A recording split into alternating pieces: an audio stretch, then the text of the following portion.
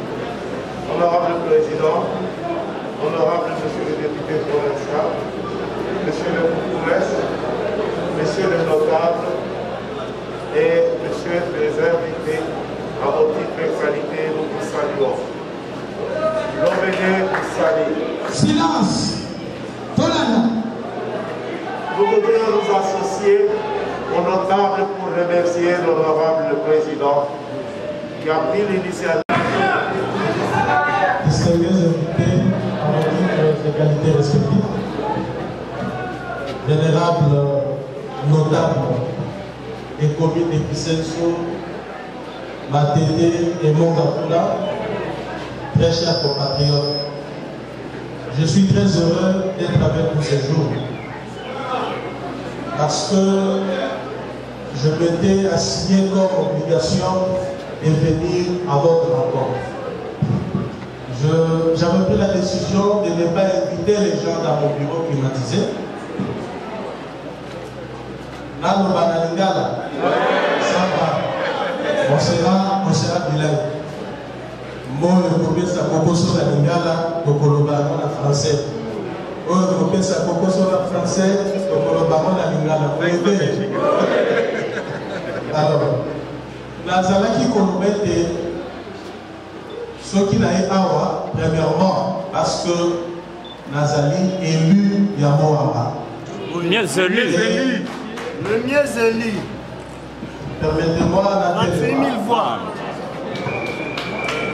Les mieux élus. Parce que Naza élu la circonscription électorale Oyo. Et comme il et voté Kingaï massivement. Naza qui député le mieux élu à Comino, Naza qui nous a négocié. Et ça.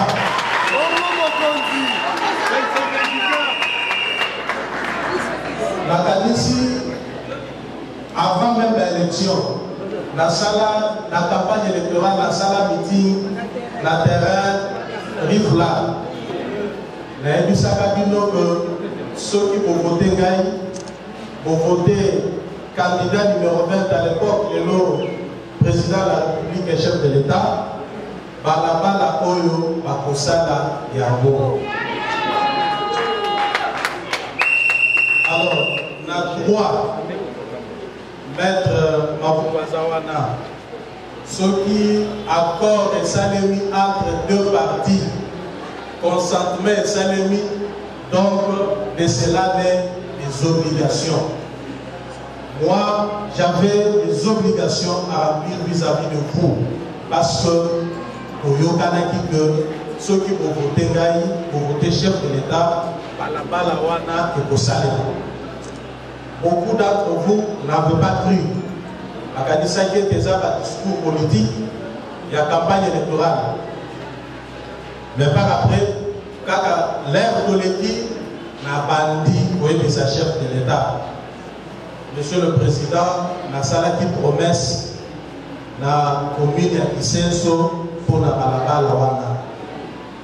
Mais au-delà du fait que la salle qui promesse, mais c'est inacceptable que nous tolérer situation en plein 20e siècle, la population dans le centre-ville à Kinshasa, ville province à Kinshasa, elles ont des difficultés à répondre à Koulimanabanda pour la ville Karongo au coma la ville. Si vous avez la ville à Kinshasa, Makamba Moïsani Kosale, et que dit de l'intérieur du pays. Donc, nous avons pris l'engagement de ça, et c'est comme ça que, après, parce qu'il a fallu Makamba Vanda, ainsi de suite, Ngongeko m'a dit que Balabala, il faut y saler. L'air Balabala, il m'a dit que Salema, il dit que Nazak, il n'a pas belé, donc la charge des belé, n'a pas que Bino Boebi que Balabala les alliés au Salema na condition mini. Mais par la suite, l'air n'a plus dit par service n'a gagné. Balabala est commune à niveau mini. Par lui, le président, Balabala est ennemi. Par notable, maître Mapungu a eu comment n'a gagné. Alors lui, le président, Balabala est ennemi. C'est ainsi que l'organisé qui descend semaine passée. Dans mon connaître, on parle du doigt, pourquoi Balabala est ennemi? La descente selon la population, la retenir du lot de l'année. Et là, on dit que les alliés peuvent mettre Mavungo Awa. Donc, il y a d'un côté, Batmazo Kanisaete. Pour l'État, à un espace où on va occuper et Sengeli, à la procédure, il y a expropriation. Les alliés procédure, on a droit pour l'État, l'État, à Zalikolo Mabele. On a pu sonner sur le site on a droit, fonds à les alliés à l'État. Pour les abisso et Zakaka Banda pour Kotonga. Ce qui l'État monique et utilité publique et Zali, à Koki Koya Dobi, dans une date dans une Tobangonayo, pour l'intérêt public, et c'est fait, dans Zali Kopé, c'est aussi comme Soussou. Alors, kasi soki yo Vandaki, n'a mabélé à l'État, au salaire Babengaka, spoliation. Pour enquêter en prise publique, pour se dire on est ça les macatés. Oyo, Makosa les alliés, déguerpissement. Parce que yo Vandaki, les Sika à l'État, et Sika au Bakoki côté Kate. On dit, domaine public à l'État, Bate Kakamonet, Tinguba, Nakwanga na Ojete. Domaine public, il y a public à l'État, ils allaient pour la procédure pour que le domaine est comme désaffecté. Batinda Yango na misala mususu et l'ongwa na utilité publique. Les alliés pédagogiques. Nous tous se sengeli aïma. Que ceux qui le pas qui à l'État, au Bazali Kobenga, domaine public de l'État, d'Akou, le Bango, il faut ça l'attention. Avant de sauver un coup. Ce qui est respecté, procédure, il y a des affectations. Parce que procédure, il y a des affectations, les alliés moulaï. Il faut conseil des ministres à l'entendu. Il faut ministre sectoriel à présenter de cela dans le conseil des ministres. conseil des ministres a approuvé à ça arrêté. Ceux qui va qui arrêté et que le conseil des ministres qui a entendu, c'est-à-dire qu'il y a vice. Donc, le document sur fond et arrêté, et un faux document, à un certain moment, l'État qui a vérifié a voulu récupérer fonds. Donc, la retenue de l'eau contradiction. Je crois que Maître Maboum a explicité la terre de la puissance soir, jugement Ezali. Deuxième problème de la contrat qui Ezali, il y a un collecteur. Il me semble que le contrat qu'on venait à signer, l'entreprise à prévoir construction, il y a un collecteur. Il y a l'Ibosso Ezali dans 16e rue CPK. Et c'est qu'on venait à ça l'avenant. L'entreprise, heureusement que le directeur Azalia, on a collecté maï au petit Sayango dans la rivière Dji. Par matin, collecté dans les amis l'avenue Kalemba, quartier d'Indi. Donc, pour les amis plaidoyer, les amis pour ça, en présence de l'Union, Liboso et directeur. Papa, Ozali, Moïse n'a dit son ami Tolo. Tolingi, Topesa éclaircissement, il y a dit son bateau, Djili Kilambu, pour comprendre et non connu, et donc humain dans Djili Kilambu. Djili Kilambu, Azana 3 carrières, ils ont participé dans 100 jours, il y a chef de l'État. Merci beaucoup. La présidente du président de la ville, il y a la stabilité de la notable président, il y a les beaucoup avec nous à la carte de Sikaolo. Nazali coordinateur avec handicapé dans la commune de Vicenzo, Nazali pour le ministère de l'État. Honorable, nous avons la télévision, nous avons toujours discriminé. Mais il a dit que la négé après l'élection de la République a fait suffisamment valeur. À tant que nous avons la quota à 0,2%. Na ministère na biso be yawe za ko encourager biso te et c'est que tout le monde parce que biso mo to robite mutaona biso azake parmi biso ba kamaye be bazali ba tanga bazali on les appelle même ba valide mais nous avons discriminé rejeté même par notre famille yawe na seki mo konti na za na projet na za na ko bona nini bande ko na mwana ba centre bila Kinshasa ba kontinua ba kontinua kila ba centre bila Kinshasa ko pesa ba ubi ko biso na Kisenso matete monga fula ata centre mwenzo bezate en plus na senior take bolobela mboka olobela biso na LO na nzela oya de la paix tous au centre de formation pour toyo sabana misala biso to zo marché da koyekola mais pas no bazokota basana biso na handicap ba famille na bakende kishaka bango ya to seni fo centre de formation ezala pour yekola musala projet na ngamo konjoka pela kina ngo okende na ngo poso na ngo okona na seni no merci beaucoup allégué na sewo azalité. Pourquoi? Parce que depuis 1983, nous allons dire à Oyo, Babo Oyo, Banda Pomatete, Tikazaoul, Babo Wana, Gana Poda Yabo, Nas Africas, Nafoleko, mais j'ai ça Magate. En 1983, Africas a Saline Zila, le Lingui, le Pouman Asphaltage. On a la carte de la Balobi, 50% dans la caisse. Monsieur Micho a levé, le groupe pèse à 50%. Bon, on va mettre des amoureux. Donc, Matika. Nous avons droit, on les voit aller. Gaïna Bango, Tika Zamoul, le Sali, Babo, il a reconstruit, Tika Zamoul, Babo, les années d'Andréo,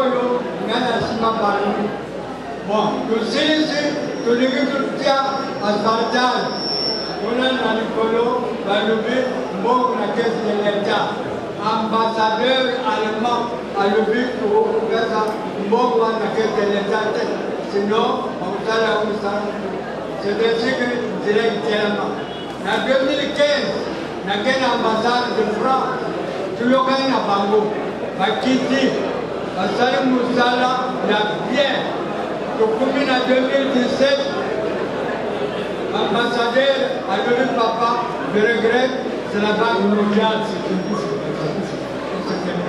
bon alors la banque mondiale depuis 2017 jusqu'à aujourd'hui à moralité bon alors maintenant OBD a continué na nzela na sepeli mingi. Pourquoi? Parce que na moni corruption ekozala te, détournement ekozala te.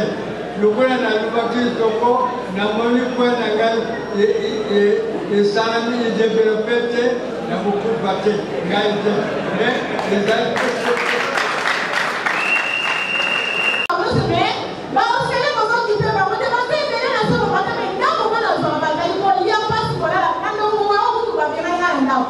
alors vraiment ce là un jour on fait la simple d'abord féminin la fait comme matin pour dire bien elle va on appelle la banque on va la faire le rôle la vie on bien le rôle elle on aura fait vraiment le rôle la maître le rôle la bâtiment ça on la maman va mais la salle du banque on va pour la banque on va c'est que vraiment merci mille même temps la salle on y a le rôle la fait comme matin merci ce que je fais est plus grand. Il y a du chemin à faire, certes, mais la volonté y est. Parce que dès lors que la volonté est marquée, et ce moment-là, on pense que l'avenir est prometteur. Tout ce que moi je peux dire à ce sujet, c'est que en 2023, Élysée des députés, donc des candidats vers le Botika, Nakamabuto, Yakina, Polo, na savon, mais pour voter par député, il y a solo. Donc, par candidat, il y a solo. Des gens qui seront près de vous. Au moment où vous avez député, vous allez faire l'hémicycle, vous avez et Zali na Bangonga, Oyo, au Kitana base, Koyoka, ma population, Zali, au Senga, besoin de la population. Pour la commémoration, c'est un décideur. Donc, depuis là, il y a une transmission entre population et décideur. En réalité, vous allez quand même avoir un décideur parce que vous allez dans la motion de l'État. Mais la population a mon peuple souverain. La bâtisse de l'organisme. Prochainement, on est on lui plaindre que la députée va zoyater. Donc, sensibiliser la population pour la pauvreté utile prochainement. Donc, pauvreté, bateau, bazali, sérieux. Bazali, pour nous, pas comme la députée, pour la consommer, pour la consommer, terre. La députée, bazali, penza, la population. On va vivre pendant 5 ans la population. Donc, on a vers 2022, tout compte à 2023, on va nous ah, on a donc, pose à la paix prudent.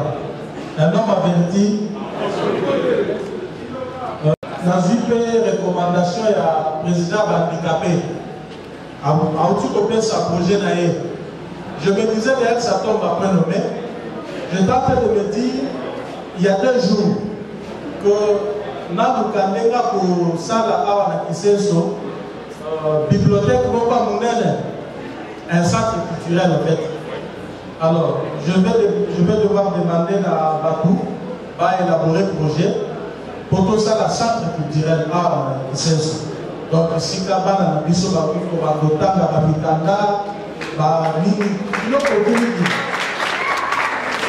parce que la Kingabois, je suis en train de m'imaginer pour nous aller dans le stade municipal. À la stade, ceux qui sont au stade, donc, à la centre culturel. Le projet de Swana, on a un partenaire pour financer. Dans l'hôpital, il y a un bon pour ça. Sinon, tu es comme un nation en droite. Donc, Naïbi, il y a un partenaire, je suis convaincu que ma partenaire va Kozwama pour la projet. Dans le cadre de projet, nous avons intégré le projet, il y a handicapé, la base que nous allons dans pour pour ça la fusion à projet de Balala, puis à la projet Coco. Madame Kayala a donné ma caboya soutien à l'orphelinat. Donc je prends acte. Donc, na zipor note, prochainement, à travers le président Maître Mavungu, à contact, Naïba.